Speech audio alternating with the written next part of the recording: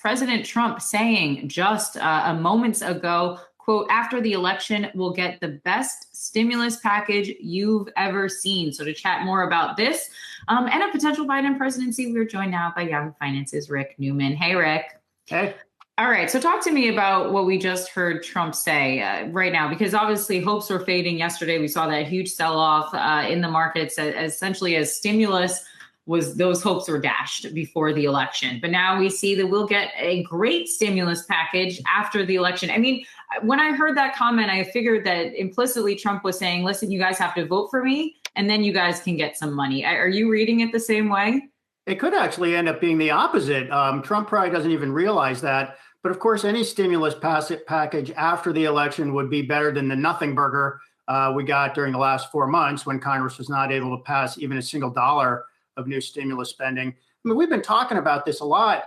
Markets now seem quite comfortable with a Joe Biden win, even if it's a Joe Biden win in a Democratic Senate, because the first thing they probably do in 2021, if Democrats run the whole show, is pass a giant stimulus package close to what the House passed back in May, which was around $2.4 trillion. The irony here is, even though Trump is saying this, if Trump wins, then we may get nothing more than the $500 billion package that the Senate indicated it was willing to sign off on. Once we do need to get through the election, because it's just been all posturing on both sides, trying to gain advantage leading up to November 3rd. That will not be as much of a problem once we get past the election. And Congress will have a little more ability just to do what needs to be done instead of trying to pose for the cameras at their dueling press conferences. All right, so let's talk about November 3rd, only a week away for those that have not marked their calendars for that momentous occasion.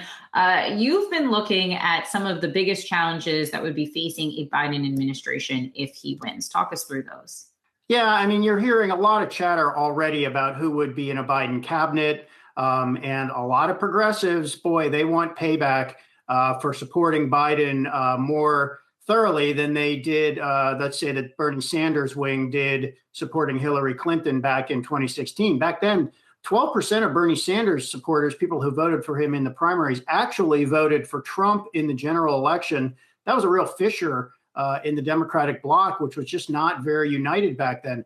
Biden has done a better job of keeping the Democratic Party united. He has made a nod to some progressive priorities, such as the targets of the Green New Deal, if not the specific language of the Green New Deal, climate change, other things like that. But I think Biden will have a problem if he wins. The first problem for Biden if he wins is the number one thing that is unifying all the Democrats right now, along with some independents and probably even a few conservatives, is they want to send Trump packing. And if they beat Trump, that single unifying feature is not there. And I think the Democratic Party is going to go back quickly to looking like what it did during the Democratic primaries, which I followed closely. And there were some major disagreements about what to do on policies such as healthcare. Should we have Medicare for all or just an incremental improvement to the system?